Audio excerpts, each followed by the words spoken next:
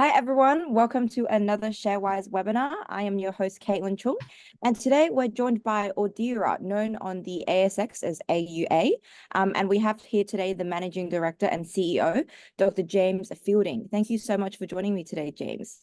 Yeah, really looking forward to it. So today, James will do a presentation, and then following that, we'll do a Q&A. So for those that are joining us in the live webinar, please feel free to pop your questions into the Q&A function down below. But I will hand it off to you, James. Awesome. I'll just bring my screen up here in 1 second to give everybody something to look at.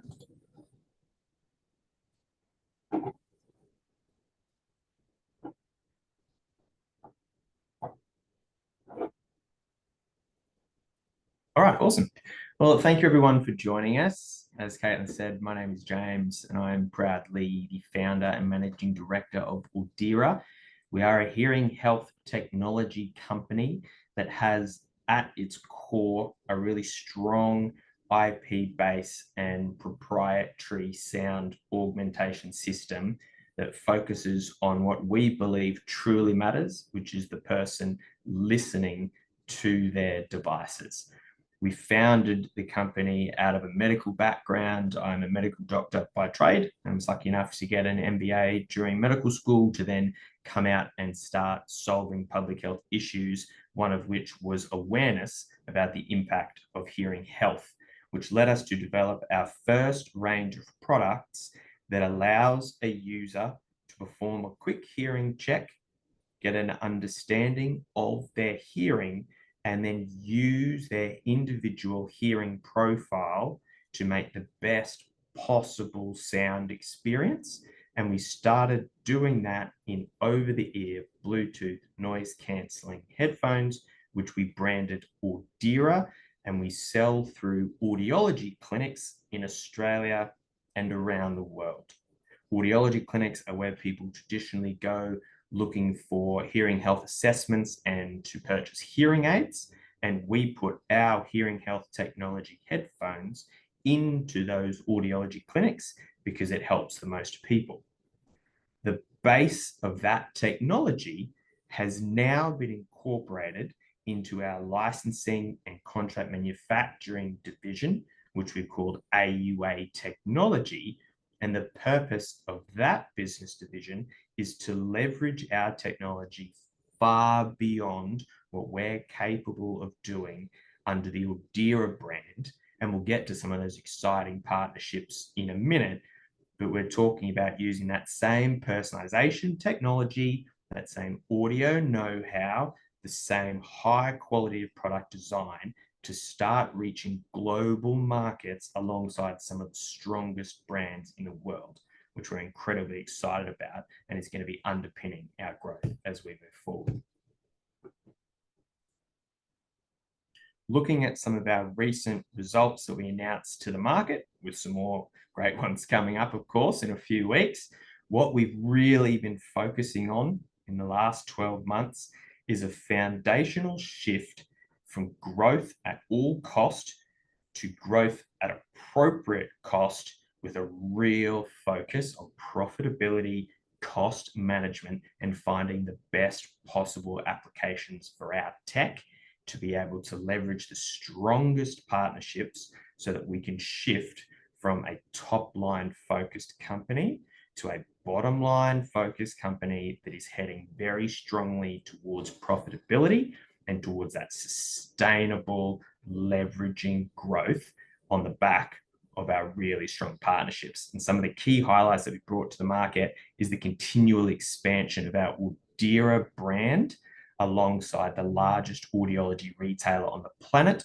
called Amplifon, providing us access to 3 of their large European clinic groups, being Belgium, France, and Spain.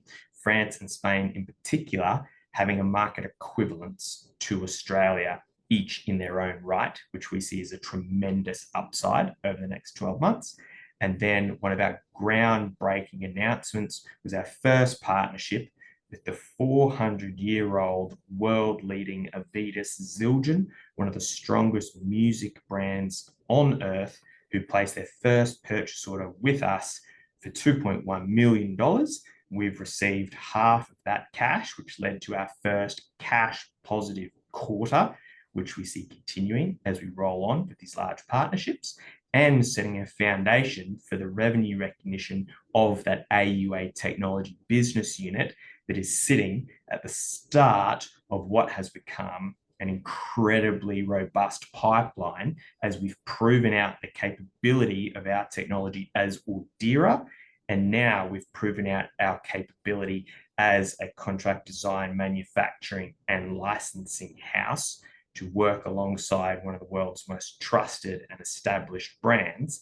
That is leading to inbound pipeline requests for our personalization and product development capability. And I couldn't be prouder of our team that has pulled that off over the last 18 months. Focusing on Audeara to provide a little more color around what we do at the core of the Audeara brand. Our solution as Audeara is to provide a world-class entertainment and communication solution regardless of what your hearing is like. So for the person who uses our headphones, you put them on, you do a hearing check, you see the result, and we change the sound so it's the best possible experience you can have regardless of your hearing. So whether you're an 18-year-old with perfect hearing, even though none of us is perfect, or a person using a cochlear implant to receive speech, we can compensate regardless of what that hearing ability is like to focus on that world-class entertainment solution, which is a missing piece of the puzzle in the hearing health arena. We recognized that 7 or 8 years ago, and we really honed in on how we're different from the hearing aid so that we provide an addition to a hearing aid or a product on the way to a hearing aid, never instead of a hearing aid. We believe hearing aids are incredibly valuable, and we believe that our Audeara product range is complementary and additional to the hearing aid offerings. And that is why our biggest customer base, which is audiology clinics, are choosing to stock our product. And in the majority of our customer partnerships, we are the preferred or only entertainment over-ear solution. And that is because we provide additional revenue streams, quicker turnaround times, and a higher overall selling price for the clinic. So it works for the end user, it works for the business, which is the clinic, which means in both cases, it works for Audeara. And that's why we've had the continued year-on-year growth of not only the clinics stocking our product, but the revenue being generated from those clinics. And as you can see here, we've been very busy over the last few years. When we did our IPO, we had Australian clinics. We had a foundation of roughly 50% of the Australian market. And since IPO, we've captured every clinic in the Australian market. And we're now on 3 continents with 3 of the big 5 audiology partners around the world. Now, these big 5, they represent around 90% of global audiology. And for them to be showing us that support and giving us additional countries, additional regions, additional opportunities for revenue growth, it gives us a tremendous amount of confidence moving forward. Moving into AUA tech, what I spoke about at the beginning was us using our core value add technology, a unique selling proposition of this personalization, where we focus on the individual listener.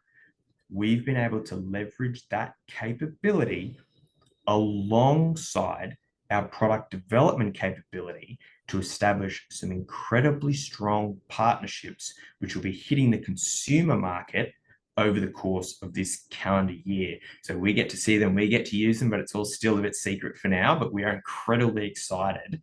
And the fact that one of the oldest and most well-respected and well-established brands in the world has chosen us, we take as a tremendous privilege. We're very proud of the work teams put in, and it's also going to be contributing very strongly to our bottom line.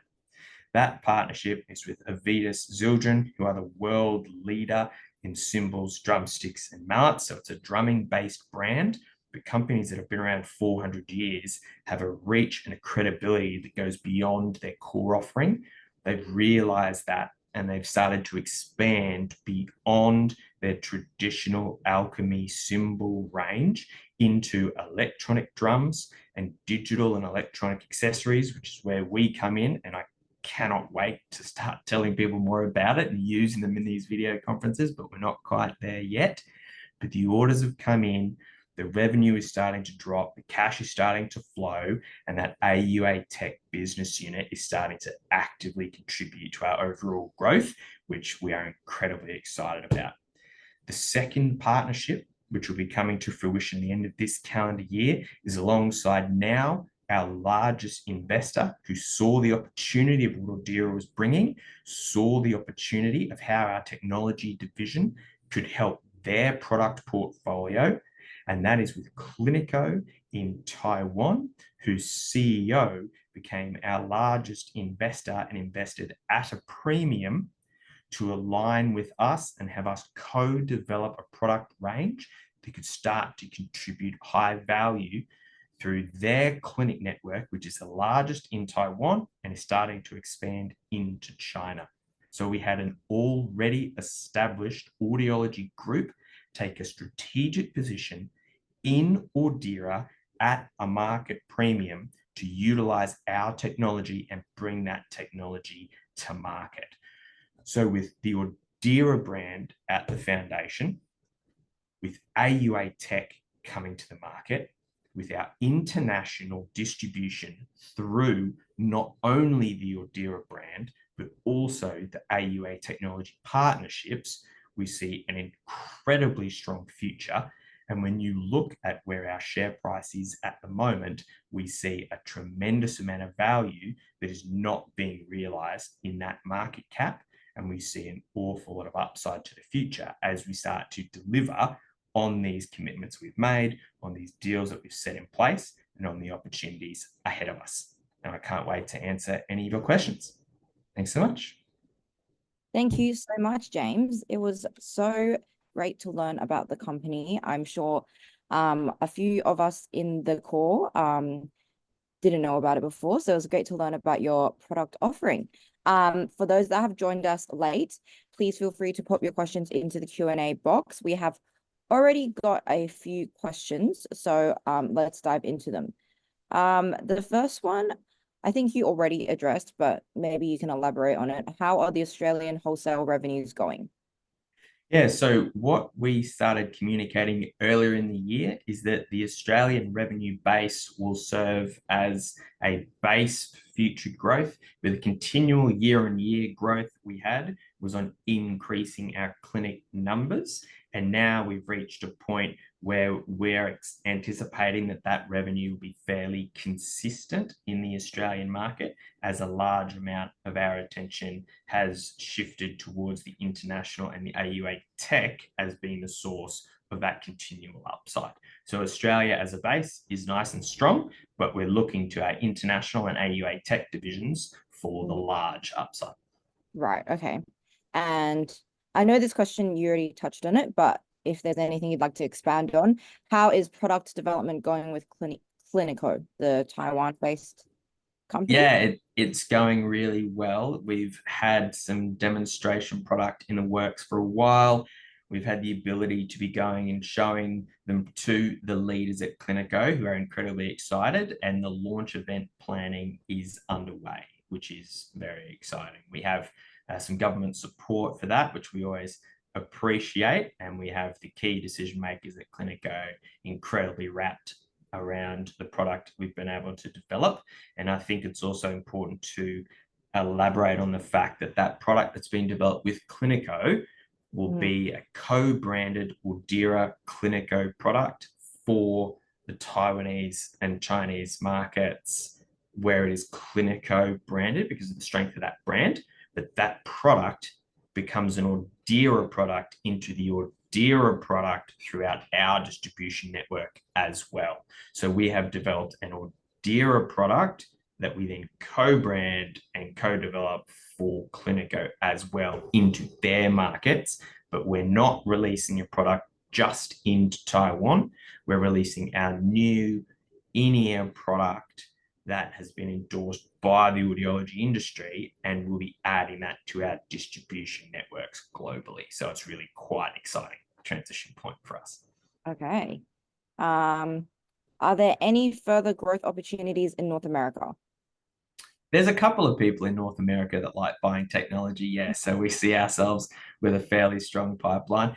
I think when you look at the kickoff order sizes out of Zildjian, you know, a $2 million first order is a nice sizable piece from a brand that doesn't take huge risks. So what we see is a market that's growing year on year, the headphone market, especially the true wireless market. So we see expansion beyond the current offerings we have with that Zildjian partner, but we've also just started getting work into the audiology space. So I went over myself a few years ago for personal reasons.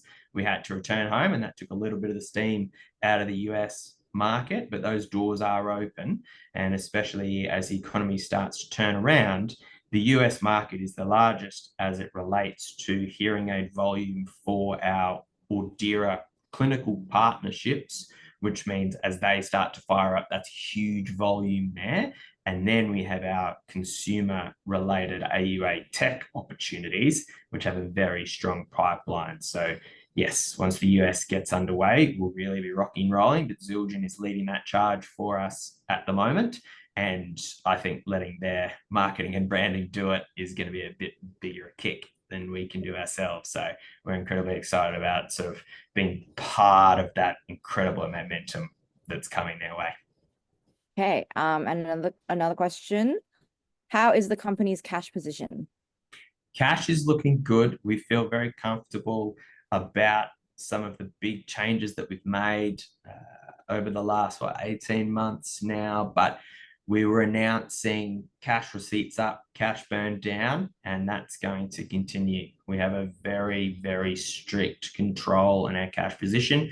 We made some very tough decisions. We let a few people go. We really focused down to some core markets. And so we feel like the pain of making those big shifts has been realized. And from here, we've got an incredibly strong foundation, but cash is under control.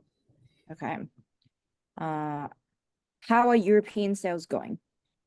European sales are a bit slower than we'd like, but they've really started to heat up on the back of a campaign we've launched heading into the Olympics.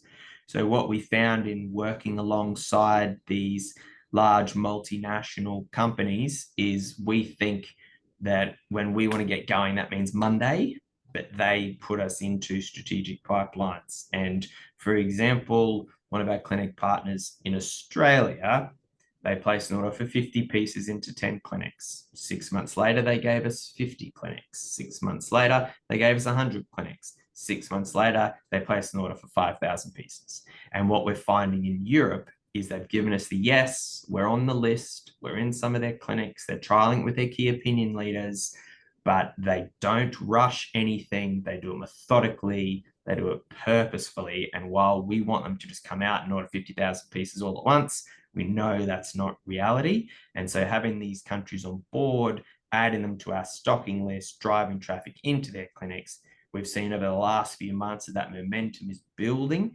And in our last quarterly results, I said the train has left the station, and that is absolutely coming to fruition. So not as fast, not as hard as we'd like, but definitely starting to build, which is encouraging for the rest of the year. Okay. And I think you've touched on this one too, but are you manufacturing the product for Zildjian? Yes, we do. So we've taken a large portion of the responsibility of that. That's where our product expertise lies. So we manufacture and we have that responsibility to be providing that world-class product for them into their distribution networks. Okay. And so how did this agreement come about with Zildjian? Well, we actually had a friend of a friend, as you always do in strong business networks. We went across, I was in the States at the time, meeting number one, was driving over to Boston and sitting down with the Zildjian family, which was actually a bit of a dream come true for me as a drummer. So I got to kind of fangirl a little bit and walk around and see where Buddy Rich used to hang out with Avedis and drink whiskey, and Dave Grohl comes to test his kit. You know, there's so much history, there's so much passion in this building, and it's a 15th generation family-owned business. You know, you're sitting down with actual Zildjian family members. And we started talking about personalization. We started talking about musicians, hearing health, all these other types of things. We had our AO2 TV headphones. So I was there showcasing what we could do. And that led to the start of a really positive conversation that I had thought was going to be as simple as adding some branding and getting on with it. They had much bigger goals. And so we set about a ground up, best in class product development, which we started recognizing with the engineering services revenue about 12 months ago. So we actually had the contract to get design services to bring their product to market. And now we're getting the revenue as the product ships out. So there was a lovely warm handshake and an incredible product that I was able to put in front of them. And that increased their confidence. And after looking around at a number of opportunities, they chose us. And it was definitely one of the prouder moments in the history of the company, because, you know, they've been doing what they do for 400 years. They celebrated their 400th anniversary in October, and they've just released their electronic drum kits into the market, and they've announced that as the start of the next 400 years. And so to be working alongside a company of that credibility and stature is something we're very proud of. Hey, wow. And on this slide here, I see that you have a bit of sales coming from Australian retail. Could you elaborate a bit more on that? Yeah, what we found when we first hit the market was that we had a small amount of .com sales, and now that transitioned into us becoming NDIS registered.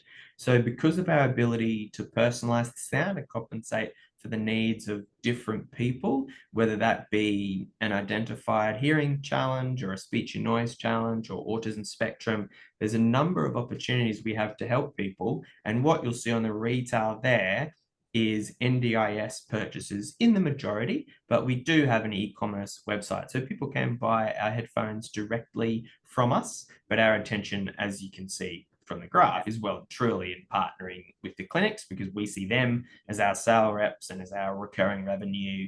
You know, here in Australia, the government providers in Australia have 150 clinics.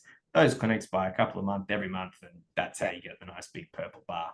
So what we see moving forward is the purple holding its own, and then the international and the AUA tech starting to dwarf that Australian market is where we want the future to be.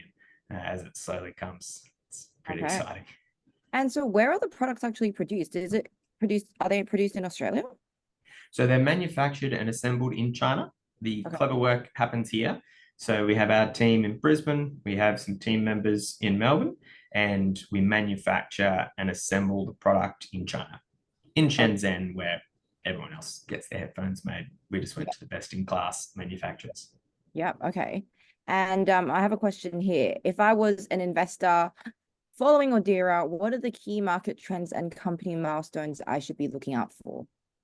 So I think when you're looking at market trends, we've obviously seen a lot of love pulled away from micro caps. You know, we've had a big focus on stability, on risk management. There's been a lot of fear in the market. That's pretty obvious. So micro caps have kind of been beat up a little bit. So we've been caught up in that market trend. So I think as the risk returns a little bit, as people start to look around and see the value, you'll be able to pick up some incredible opportunities. And I've done some myself, which have gone really well over the last few months. And, you know, obviously continue to support us. But I think the biggest market trend is a little bit of that risk appetite coming back, and people recognizing that there's quite a few companies that have been beat up, and so make a really good value option. And then when you're looking at our news flow, what you're looking for are those nice bits of news that are dropping around the AUA tech opportunities and the onboarding of these international markets, and the revenue starting to drop from there. So obviously the first Clinico purchase order will be a lovely big substantial one in the same way that Zildjian was. It's a nice milestone for us. We've been talking about that for a while. So once we come out of design, and into delivery and start being able to recognize the cash and recognize the revenue. Those are big ones. So Australia holding its own, these additional European markets contributing, and then these AUA tech product opportunities. So reaching the point where we start to have nice, juicy additions to not only the top line, but also the bottom line as the additional purchase orders come in. Okay, well, thank you so much. With that being said, we'll wrap it up here. Thank you so much, James, for joining me, and for those that joined us in the live webinar. This recording will be posted on YouTube for anyone that wants to revisit it. But thank you so much for your time, James. No, it's wonderful. Appreciate the opportunity. Talk to you soon.